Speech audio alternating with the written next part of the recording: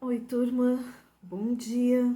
A aula de hoje vai ser sobre corrente elétrica. Vocês viram semana passada o texto do livro, espero que vocês tenham lido e feito o resumo sobre a introdução à eletrodinâmica e o conceito ali de circuito elétrico e corrente elétrica, certo?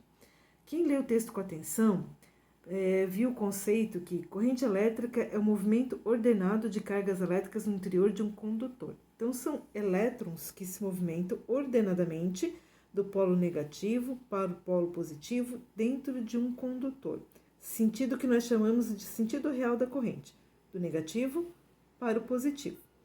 Antes que o conceito de corrente elétrica fosse descoberto e elaborado, que a gente soubesse que eram os elétrons que estavam se movimentando, os físicos da época já tinham determinado um sentido para a corrente, que é chamado de sentido convencional, que é do polo positivo para o polo negativo. Então, nós temos dois sentidos da corrente. Sentido real, que é o movimento dos elétrons dentro do condutor, que é sempre do menor potencial para o maior potencial, polo negativo para o polo positivo, porque eles têm carga negativa, eles vão ser atraídos pelas cargas positivas, e o sentido convencional, que foi criado antes da descoberta dos elétrons, que dizia que a corrente elétrica se movimentava do positivo para o negativo. Esse sentido ainda é muito utilizado nas profissões que trabalham com eletricidade, né? Os eletricistas, eletromecânicos, eles ainda usam esse sentido convencional, certo? Porque ficou mais de 200 anos em uso. Então, é mais fácil mantê-lo do que trocar pelo sentido real. Mas, na prática, o que ocorre é o movimento do elétron, do polo negativo para o positivo. É isso que nós chamamos de corrente elétrica. É esse movimento do elétron ordenadinho, bonitinho, sempre igual de um polo para o outro, ok? Quando os elétrons se movimentam dentro de um condutor, eles vão gerar efeitos, tá, pessoal? Efeitos fisiológicos, efeitos térmicos, então ocorre aquecimento, ocorre mudança na estrutura molecular de algumas substâncias. O corpo humano, por exemplo, quando é atingido por uma corrente elétrica, ele sofre algumas lesões nos tecidos, ok? Mas quem se movimenta conforme o condutor? Se nós tivermos um condutor sólido, como os metais, quem vai se movimentar são somente os elétrons. Se nós tivermos um condutor líquido, água e sal, por exemplo, quem se movimenta são os íons. Então, quando um raio atinge a água do mar, são os íons presentes no mar que vão se movimentar, que vão absorver essa corrente elétrica e vão espalhá-la, né? Por isso que é tão perigoso a gente estar na praia quando está chovendo e está caindo raio, está relampejando.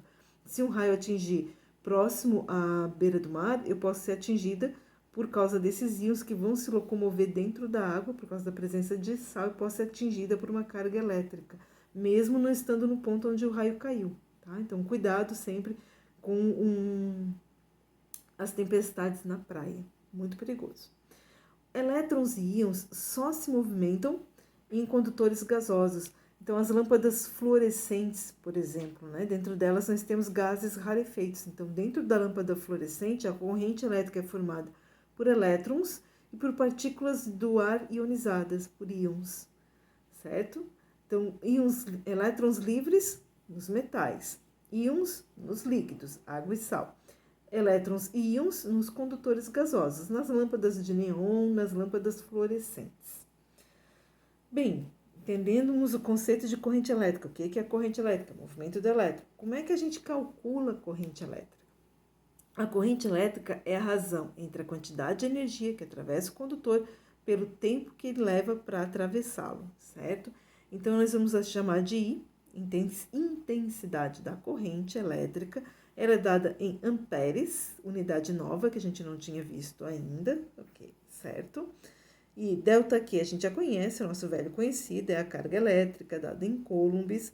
Lembra como é que a gente calcula o ΔQ? Quantidade de carga que um corpo adquiriu, ou perdeu, ou ganhou elétrons. Então, a gente vai ter o N, que é o número de elétrons que ele vai ganhar ou perder, e o E, que é a carga elementar, 1,6 vezes 10 na menos 19 coulombs, que é a carga elétrica de um elétron. Essa fórmula a gente já estudou, já até fizemos provas sobre ela, então ela vai voltar a aparecer, a quantidade de carga elétrica. Número de elétrons vezes a carga elementar. ΔT, T minúsculo, para não confundir com temperatura, que é o tempo, dado em segundos.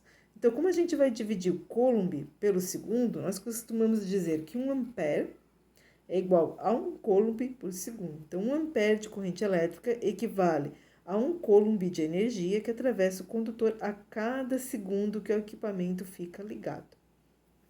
Ok? Vamos a um exemplo. Como é que a gente aplica essas duas fórmulas? Como que a gente calcula? Esse exemplo eu passei para vocês na apostila do Classroom dessa semana, tá, pessoal? Semana 12. Tá lá, é só acompanhar. E o resuminho, eu espero que vocês já tenham feito o resumo da teoria no caderno, ok? Que era a tarefa de vocês da semana passada. Então, observe o exemplo. Um condutor metálico é percorrido por uma corrente elétrica contínua e constante de 10 amperes. Então, nós temos o valor da intensidade da corrente. A intensidade da corrente é de 10 amperes. Determine a carga elétrica e o número de elétrons que atravessa a seção transversal do condutor em 20 segundos. Então, temos o tempo também, 20 segundos. Para calcular o número de elétrons, nós precisamos da carga elétrica. Então, o primeiro passo é determinar o valor da carga elétrica. Se a intensidade da corrente é igual à carga elétrica dividida pelo tempo, 10 amperes, que é o valor da intensidade de corrente que nós temos, vai ser igual à carga elétrica dividida por 20 segundos. Cuidado que se no exercício o tempo não tiver em segundos, nós vamos ter que transformar, tá? Lembrando que 1 minuto tem 60 segundos e 1 hora tem 3.600 segundos. Então, aqui é fácil. 20 está dividindo, passa multiplicando, 10 vezes 20, 200 coulombs. Essa é a minha carga elétrica que está atravessando o condutor. Como eu quero calcular o número de elétrons, a gente vai pegar carga elétrica igual ao número de elétrons vezes a carga elementar. Carga elétrica nós calculamos é 200. O número de elétrons nós não temos, é o que nós queremos achar. Carga elementar é sempre 1,6 vezes 10 dá menos 19. Esse valor de carga elementar nunca muda. Está multiplicando, o que a gente faz? Passamos dividindo, que é a carga de apenas 1 elétron. 200 dividido por 1,6 é 125. 10 na menos 19, ele está embaixo, né? Minha potência está embaixo, eu vou passar ela para cima. O que vai acontecer com o sinal do menos 19? Ele vai ficar positivo, mais 19. Então, vai ficar 125 vezes 10 na mais 19 elétrons. Essa é a quantidade de elétrons que eu teria que ganhar ou perder para adquirir uma carga de 200 coulombs, certo? No livro de vocês, esse exemplo eu tirei do livro, aparece a resposta com 1,25 vezes 10 na 21. Por que essa diferença? É o mesmo número, tá?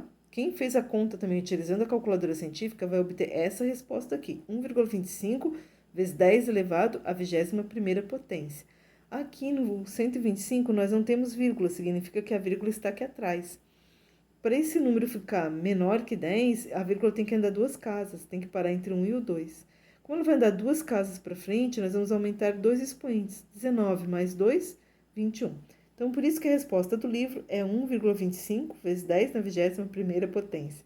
Quantidade de elétrons que deve ser retirado ou absorvido por esse corpo para adquirir uma carga de 200 coulombs, que corresponde a 125 vezes 10 na mais 19. Então, as duas respostas aqui estão corretas, ok? Por hoje é só, tá, gente? Isso é o que eu tinha para explicar para vocês hoje. Corrente elétrica, como calcular a corrente.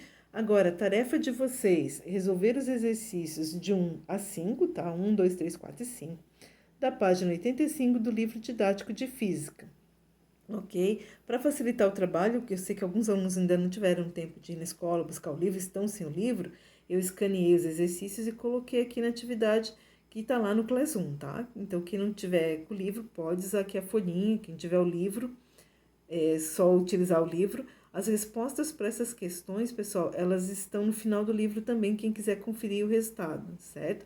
Próxima aula eu corrijo e a gente vê a parte de circuitos elétricos, ok? Mensagem do dia para a gente rir um pouquinho, piadinha de físico, não podia faltar. Por que que o Newton nunca ficava parado na estrada quando o carro quebrava? Porque ele conhecia o princípio fundamental da mecânica. Ok? Espero que tenham gostado da aula e até a próxima, pessoal.